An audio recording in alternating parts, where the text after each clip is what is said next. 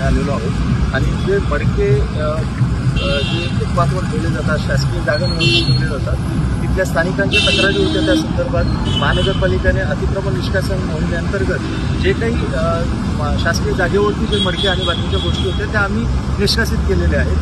कारण त्यामुळे इतर सर्वसामान्य लोकांना इथल्या पाठशाळांना त्याचा त्रास होत होता. तर या ठिकाणी आम्ही आल्यानंतर आम्हाला लक्षात आलं की ही जी दिव्यांग भगिनी आहे त्याचा अशा पद्धतीने वापर केला गेलेला आहे. आणि आपण पाहू शकता ती दिव्यांग भगिनी इथे भिक्षा मागून त्याचा उदरनिर्वाह चरितार्थ चालवते. असं असताना जाणून बुजून महानगरपालिकेच्या वतीने अशा दिव्यांग भगिनीवरती खून जबरदस्ती किंवा त्यांची व्यवसाय उद्ध्वस्त करण्याचा आरोप केला गेलेला आहे. तर माझी विनंती तर एवढीच आहे की ही जी वस्तुस्थिती आहे ती इथले जे स्थानिक व्यापारी आहेत, जे स्थानिक लोक आहेत, त्यांच्या माध्यमातून सर्वांसमोर यावी या उद्देशाने मी त्या जागेवर. दादा काय सांगणार ही जी दिव्यांग मुलगी आहे तिचा मद्याचा त्याचा काही व्यवसाय नाही आहे. ते फक्त पत्रकारांनी व्हायरल केलेला व्हिडिओ होता, चुकीचा होता. कारण की त्यांचा भिक्षा मागून खाण्याचा व्यवसाय आहे. दादा आपलं काय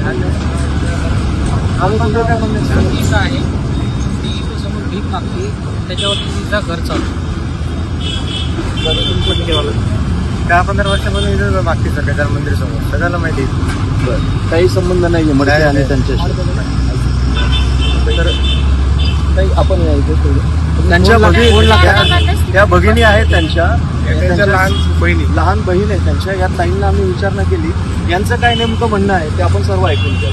त्यांनी मडकीची भरपाई करायसाठी मुद्दामून तिला बसवलं तिथं. असं करायला नव्हतं पाहिजे. आज तिचं फोटो साऱ्या दुनियेत व्हायरल झाला आणि ते मटकेवाले म्हणते की तुम्ही आमचं खाता, हे करता, ते करता. ही गलत गोष्ट आहे. तुमचं नुकसान झालं तर तुम्ही स्वतः बसून व्हिडिओ व्हायरल केला. आज माझ्या आपण बघितलं तुम्ही कसं काय व्हिडिओ व्हायरल केलं, काय संबंध होता तुमचा?